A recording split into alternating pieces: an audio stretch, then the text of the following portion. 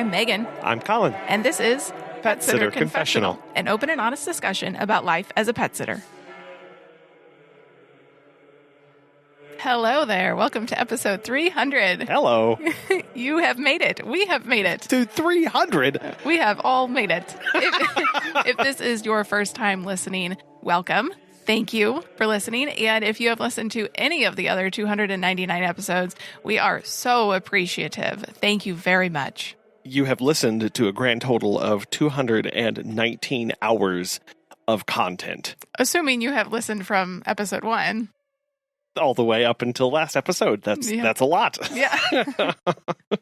So we are hoping to do this for another at least 300 episodes, but we'll see.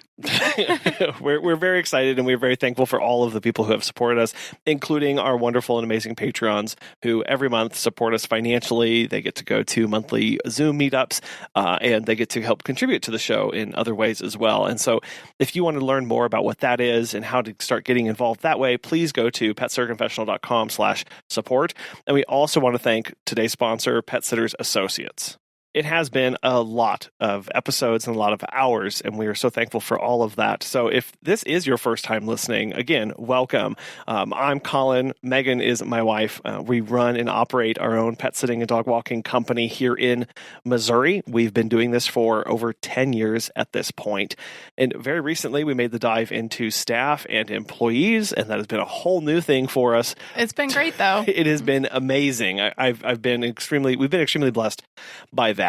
The podcast itself was born out of an idea for Megan and I to do something a little bit different together and to do something more creative. Our backgrounds are in science and in research and not in any of business or creative. And we decided to go into podcasting. And the original goal was to tell our stories and get connected with more pet sitters. But then we started doing interviews, and that changed everything for us. We realized that we could tell other pet sitters' stories and have other people share their information, their knowledge, their history in pet care to help other people, even more than we could ever do. And their stories are crucial. Everybody has a voice. Everybody has a story, whether you've been in business a week or 30 years, you have something to contribute to this industry. You are important. You make this industry better by showing up every day, taking care of pets, doing an exceptional job, and raising the bar for this industry. Exactly. And so that's what this podcast and this community exists to do, is to elevate everybody through the sharing of stories and experiences so you can fast track your learning experience by listening to what other people have done, their mistakes, their successes, how they implemented things, and see if that works for you. We know everybody runs their business differently, but we only know so much. And so being exposed to new ways of thinking and to past ways of doing things will help everybody. We firmly believe that. So that's why this podcast exists. That's why the Facebook community exists. And that's why we continue to bring on people. And so if you would like to be interviewed and share your story, or if you know somebody who would like to be interviewed, please get in touch with us. You can send an email to feedback@petsitterconfessional.com or get in touch with us anywhere on social media. We'd love to get connected with you. A few days ago, we had put out an Ask Us Anything on our Facebook and Instagram, and we got a few questions back. And the first one is, how do I get better about taking days off? What is your advice for that person? I have come to recognize that taking days off is one of the hardest things to do in this industry. And if you listen to anybody who's been in this and for any length of time, they'll tell you the same thing. So how do we get better at doing anything in our lives? We start by taking small steps. So maybe taking a full day off is extremely scary to you because you're worried about clients abandoning you, or you feel guilty about not being able to service them and provide the care.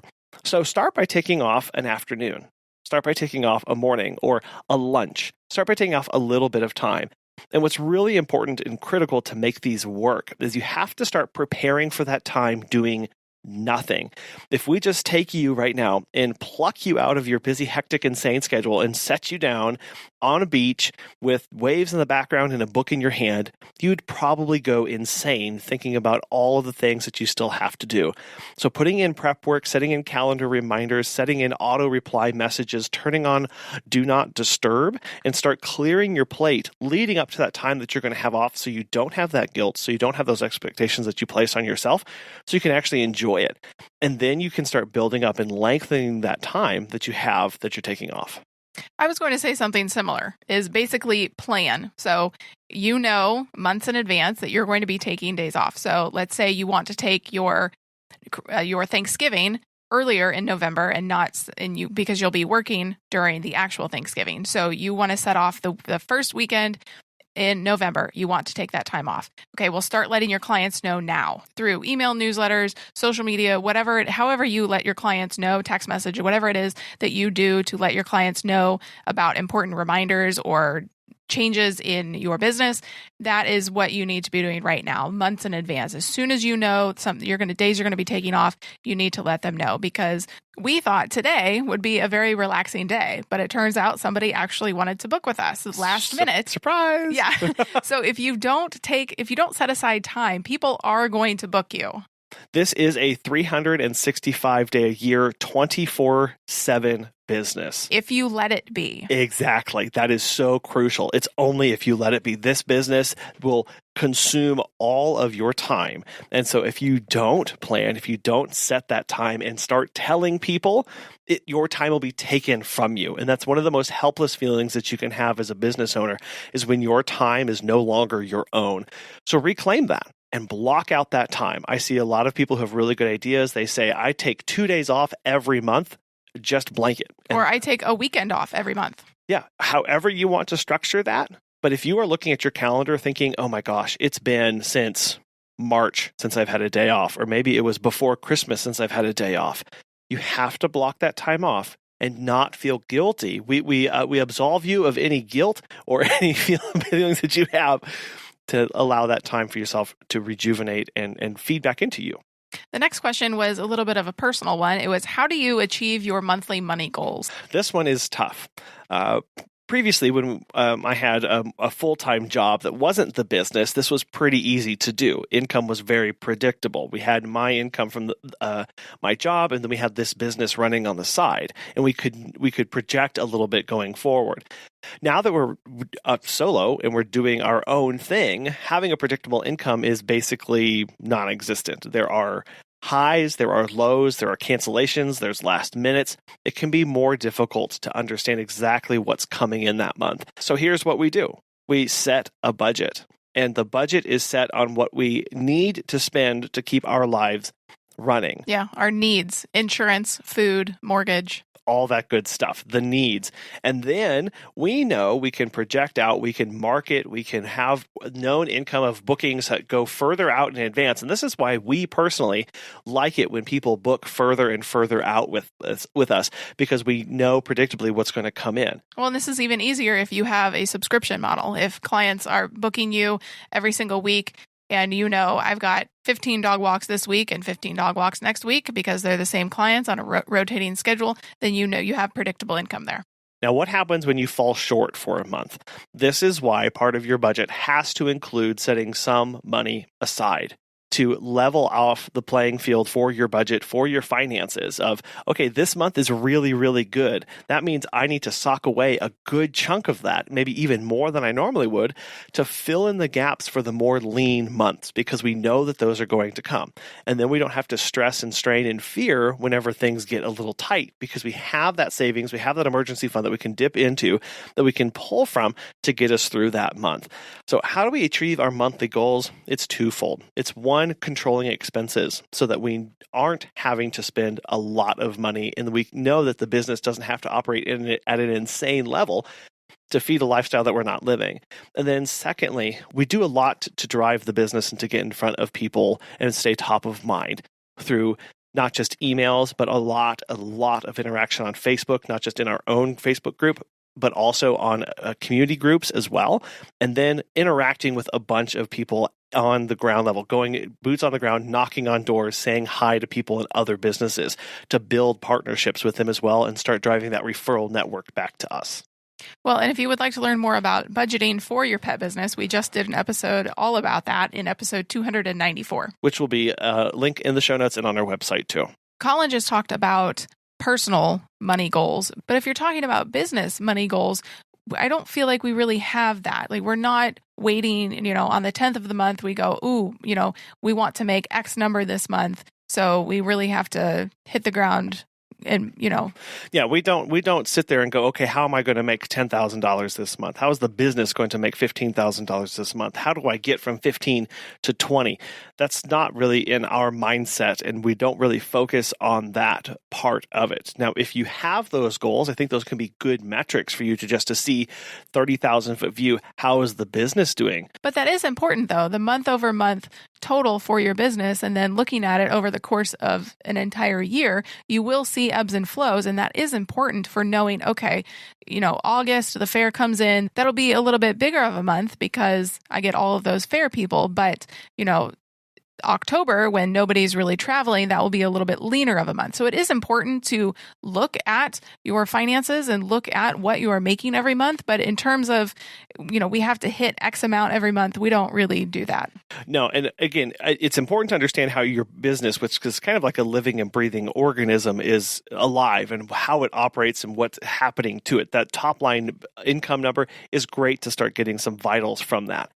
However, I think if you start chasing that number, you can start becoming a little bit myopic about your business, and you start losing a lot of the relationships. You lose a lot of the connections. You lose a lot of the why. And if you're only chasing a bigger, better number at the end of the day, you have to take a step back and go, okay, why is that number important to me? What does that number mean to me? It may be linked to your personal budget and go, okay, I actually need to hit a business goal of $10,000 a month so that I can step away full-time from my business and do this and I can support my family. That's important to know. And if you're doing that, then it does involve promotions, it does involve connections and marketing and referrals. That is how you meet and achieve your monthly goals, but always connect it back to that why so you don't lose focus on what you're doing in your business. And then a piggyback to this was also talking about advertising as well. And we're actually going to be doing an episode coming up all about ways to advertise, methods, what works, what doesn't. All of that is coming up. So look forward to episode 302. Aha! Something you don't have to wait for are our good friends at Pet Sitters Associates. As pet care professionals, your clients trust you to care for their furry family members. Pet Sitters Associates is here to help. For over 20 years, they've provided thousands of members with quality pet care insurance. If you work in the pet care industry or want to make your passion for pets into a profession, you can take your career to the next level with flexible coverage options, client connections, and complete freedom in running your business. Learn why Pet Sitters Associates is the perfect fit for you and get a free quote today at PetSitLLC.com. You can get a discount when joining by clicking Membership, Pet Sitter Confessional, and use this discount code, CONFESSIONAL, at checkout to get $10 off today. Check out the benefits of membership and insurance once again at PetSitLLC.com. The next question is, how do I address or answer people that think my services are too expensive? I'm a one-woman show, and it's all done out of my home. I don't have staff. This is my full-time job, so I've had to increase prices because of inflation. We actually talked quite a bit about this in episode 288. We titled it, What to Do When a Client Disagrees with Your Business Decision. So you have a few different options here. You can either address people who say that, or you don't have to. It is your business. You don't owe anybody an explanation or a justification for raising your prices. You don't owe anybody a justification or an explanation for raising your prices. It is hard, though. Just today, we had a lady who called us and eventually found out our prices and said, I can't afford you right now. And I said, that's okay. We understand. We're here if you need us and you have any other questions. Just make sure that whoever you go with has pet first aid and CPR certification and has pet sitter specific business liability insurance. And she said, thank you. I appreciate that. Have a good day. We don't have to apologize for our prices when we understand the value that we bring to people. It is unfortunate that that the clients might not see that value. Even though this industry has been around for 30 years, The preponderance of pet care is done by friends, families, neighbors, and acquaintances, people they already know, like, and trust, and will usually do it for free. So, of course, anything more than free, somebody will think is too expensive. And that's okay. That takes some education as to why those prices are there. Now, you don't have to go chasing people and justifying everything you do. Or really discounting either.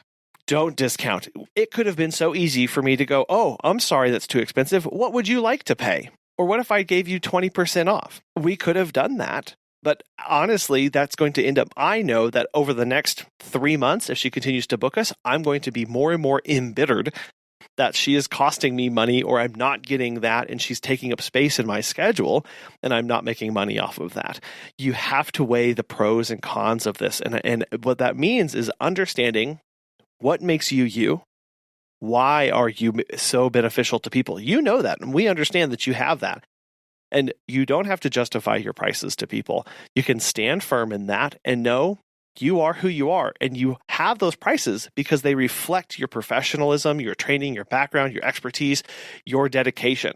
And let that speak for itself. Well, and to this specific question, she said it's done all out of my home. So with your prices, you have to take into account, any damage that the dogs are going to do to your home. The fact that they are in your home, that this is like the most luxurious service out there of this is not a kennel. You are around these dogs all day, all night. They are coming into your home and being pampered.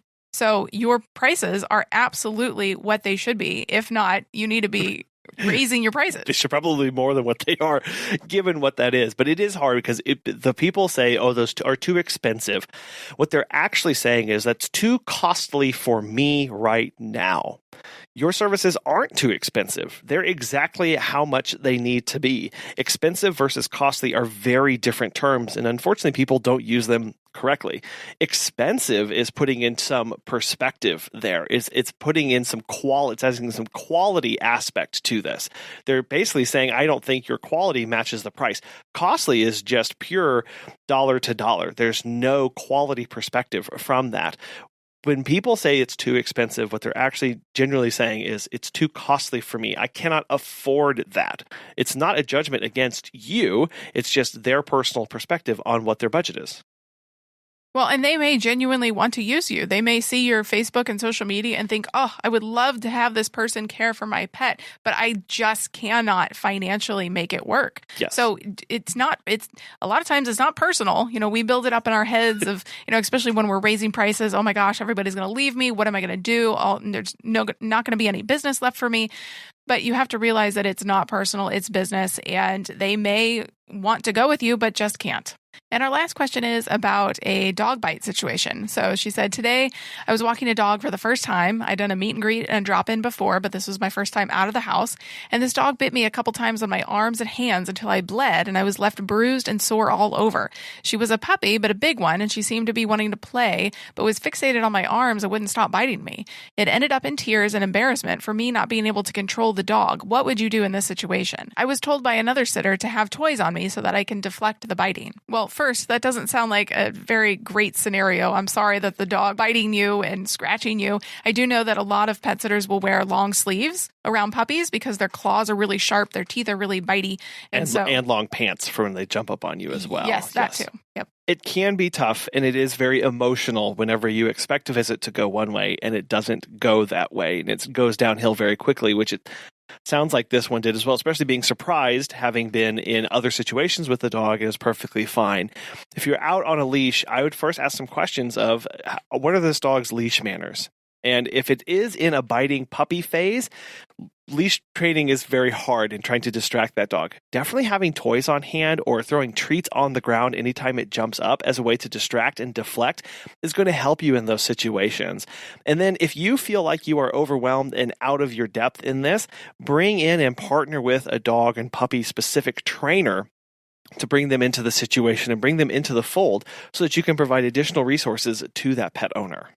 I would also let the owner know and ask if they have a similar experience when they are out on a walk with their dog and how they deal with it and some tricks that they use, because they may have some insight then since they know their dog best. And there are a lot of reasons for why puppies will go through the biting phase. Anything from they are teething, so they are trying to gnaw and teeth through them. The dog could be bored, could be overly excited. It could actually be anxious as well, biting out of anxiety.